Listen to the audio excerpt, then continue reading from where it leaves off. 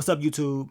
It's your boy Mark Dark, and I'm back with another video. If you're new, if you love all the Queen's men, go ahead and hit that subscribe button, like the video, and leave your theories, comments, everything down below. Now today, we're going to be talking about All the Queen's Men Season 5, Episode 4. This is the recap. Down below, I want you guys to let me know, how did y'all feel about this episode? To me, I don't believe a lot happened in Episode 4. We had some small things. I think they're just continuing to build up who shot Madam or whatever. And I'm hoping they don't make us wait until the very end of the season. I'm hoping they reveal who shot her by the middle of the season. You know what I'm saying? We ain't trying to wait that long. You know what I'm saying? We can already tell they're dragging it out. And they're also dragging out the whole pregnancy storyline with Dime, Aunt, Big D, that whole thing. They need to speed it up, in my opinion. I believe maybe in episode 5 we'll get a little bit more. But as I told you, this episode didn't give us too much, just some small things, and I will go over them. But let's go ahead and go over that description. Now the title of episode 4 is called Man Down, and the description of the episode reads, Doc struggles with dangerous doxing threats while Madam asserts her power against a shaky business partner. So those are the key elements for episode 4. As I told you, a few things did happen, but not a lot in my opinion. But I will try to focus on all the key points that we saw in this episode. Now, if I miss anything, I want you guys to let me know down below. So what did we see in episode 4 titled Man Down? Now in this episode, we know a reporter was interviewing Madam about the reopening of Eden. Of course, her surviving the shooting. And Madam, she's kind of having these flashbacks of what really happened to her. As I told you, they're continuing to build up who really shot her. So hopefully we get some answers real soon. And in this episode, we know Blue and Tommy that was out there trying to find more intel about who could have done this. Now, also in this episode, Amp and Madam, they had some crazy scenes because Madam was not trying to hear any of the stuff he was talking about. He wants to be a manager. Basically, he wants to move up at Club Eden because he has a kid on the way. So he is trying to step up to the plate, trying to do different things, you know what I'm saying, trying to take care of his family. That's what he's thinking. Madam's like, look, you being a manager? Hell nah, it ain't happening up in here. You know what I'm saying? Who will hire you? He talking about he thought he can get on the job training or whatever, you know what I'm saying? Because he has no experience. Madam tells him that she is not about to hire an alcoholic ex-con, which makes all the sense in the world. Like, why would she hire you to do that? All you need to be doing is dancing, and that's all she wants you to do. And Ant was all in his feelings. He's sad, like, man, I thought my auntie was gonna look out for me, but nah, Madam ain't going. She's not about to sugarcoat nothing with Ant, and it is what it is. Look at this dude. He looks sad. He looks pathetic. But at the end of the day, Madam does not know that Dime is pregnant and that Amp is about to be a father, and he's not telling her this. Now, maybe if he would have said something about that, maybe Madam would have said something different to him. But as far as being a manager, no, I don't give a damn if you got a kid on the way. You not doing that. And matter of fact, that kid might not even be yours. That may be Big D's baby. Now, we know Amp, he goes to Dime because he's all sad. Y'all know Dime. She's telling him you can do whatever you want to do, and she knows he's going through it. She tells him maybe he should talk to his sponsor. His sponsor comes there. They're having a conversation. It's positive. And then out of nowhere, Madam pops up talking about who the hell is he? You know what I'm saying? Get back in that club. Get to dancing. We ain't got time for all this. So Madam is pissing Amp off. And to me, they're building up for him to explode. He gonna go crazy. And what's gonna make him go crazy is when he finds out that Big D clapped Dime's cheeks at that club. And that Big D just may be the father of Dime's child. Man, that's going to be a sight to see. That boy Amp is going to lose it, especially if Big D is the true father. But I guess we're going to find out soon enough. Now, also in the episode Smoked, he returned. And of course, Madam's talking to him about the whole weed business. We know he's going to be helping out with that, but he was more eager to catch more bodies for Madam. Y'all know this dude crazy as hell. Now, El Fuego, he shows up on crutches, talking about he going to be out for a while. He got a knee injury and all this stuff. But he doesn't tell Madam what really happened. We know that side character beat the brakes off of him in the last episode. He just sat there and let that dude do that. Now, we know Sai ended up coming to the club, and he had the audacity to ask Madam for money because of his guys got dropped off. He is putting it on her. The blame is on her. Madam was like, hell nah, you know what I'm saying? But then she said, you know what? I'll pay you. He also tells her what he did to El Fuego, so now she's even more upset. He thought he was about to get this money.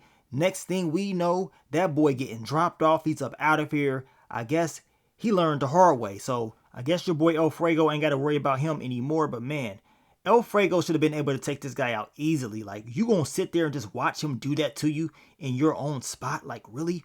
Who does that? Now, Madam has a conversation with Midnight. And Midnight, he is going through it, talking about, Renee, she's crazy as hell. She's still, doing all this stuff to me, sending me stuff. Madam tells him, make sure he got his strap on him at all times. And if she shows up at this club, body her, get her up out of here. He should have done that a long time ago because she's doing too much. After she stabbed him up, it should have been on site. Know what I'm saying? He should have been looking for her. She's sending him all this stuff. He should have been out there trying to find her and get her up out of here. Meanwhile, she's back at his spot all in his bed, smiling. Know what I'm saying? Look at her, having a good old time, feeling herself. But we know it's just a matter of time before she finally gets what she deserves. And Midnight, you need to hurry up and get the job done. Now we get to Quincy and Miss Tandy. Miss Tandy is pissed off. She's like, where's my gun? Like, what are you doing? He is telling her, well, it's $20,000, up, know what I'm saying, for a reward to find out or give up information about who shot Madam. Now Quincy tells her if she gives him $100K, he won't say nothing. She's so stupid because she doesn't even know that she wasn't the one that did this. She doesn't remember anything. I mean, damn, she's slipping up. Now, of course, she's talking about she's going to need some time to get the money. Next thing we know, later on in the episode, her dumbass is going to go down to the police station. She's having a conversation with Detective Davis, and she's asking her about any intel about the shooter. Know what I'm saying? Talking about, you got any more leads or anything like that? Detective Davis is like, nah. Matter of fact, since you up in here, I need to question you. So now Detective Davis is looking at her as a suspect, and Miss Tandy's acting all weird, talking about, I'm the mayor, you ain't got to be questioning me, I'm the one that gave you your job and all this stuff. So now the eyes are on you for being someone that could have done this because you popping up at the police station. You didn't have to go there. You could have stayed your ass at home, but you want to pop up and show people, know what I'm saying, on some Kendrick Lamar. I just don't get it. Like, stay home, stay out the way.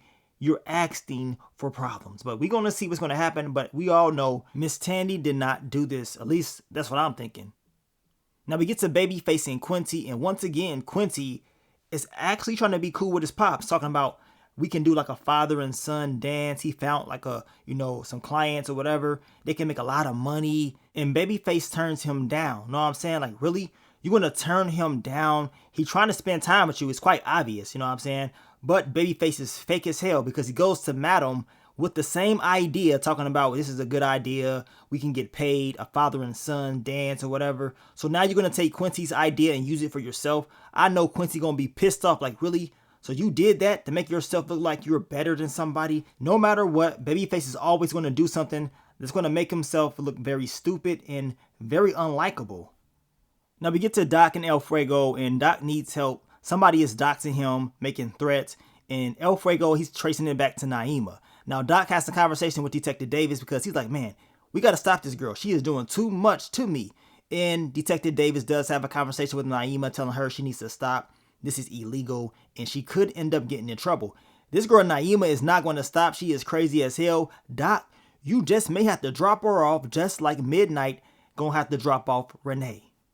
Now, also in the episode, we saw the dancers looking at Midnight's phone, and apparently Rayshawn got arrested. He was getting beat down by the police. Next thing we know, we hear a gunshot. So does that mean Rayshawn is up out of here? Like, really? They're going to write him off like that? I hope he is able to survive, but as of right now, it definitely ain't looking too good for him.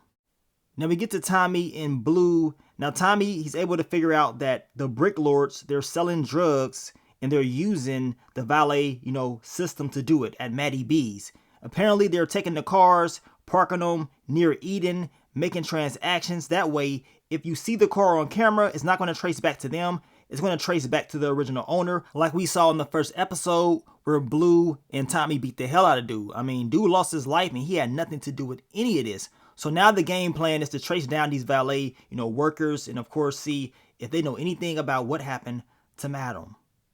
Now, we get to Samantha. She has returned, but this time, she's trying to get her freak on with Big D. You know what I'm saying? She ain't thinking about Babyface, and Babyface understands this. We can see him looking from afar. He is pissed off. Now, Babyface does have a conversation with Big D, being very disrespectful, talking about that's my sponsor, like why you all up on her? We got a code here. You ain't supposed to do that.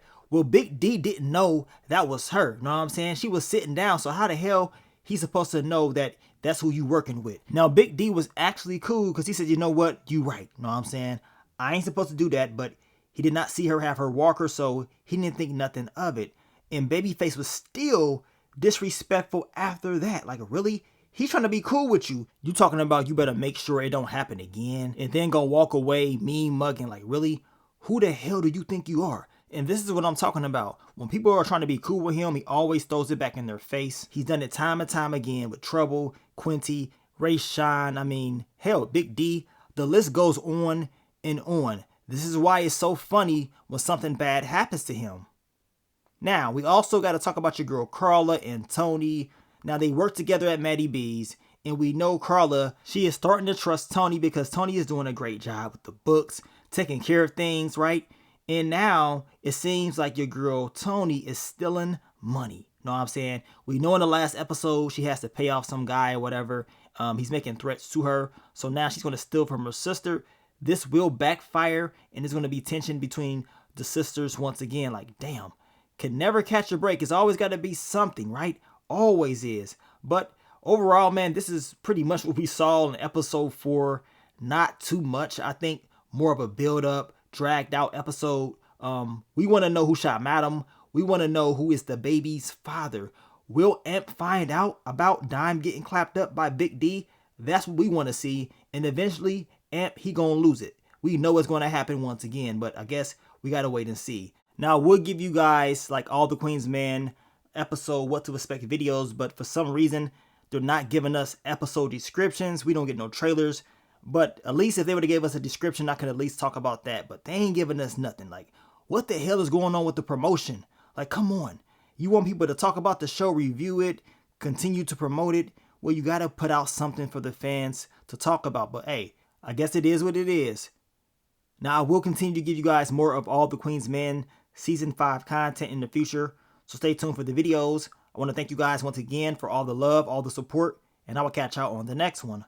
But let me get up on out of here, man. It's your boy Mark Dark. I'm out. Peace.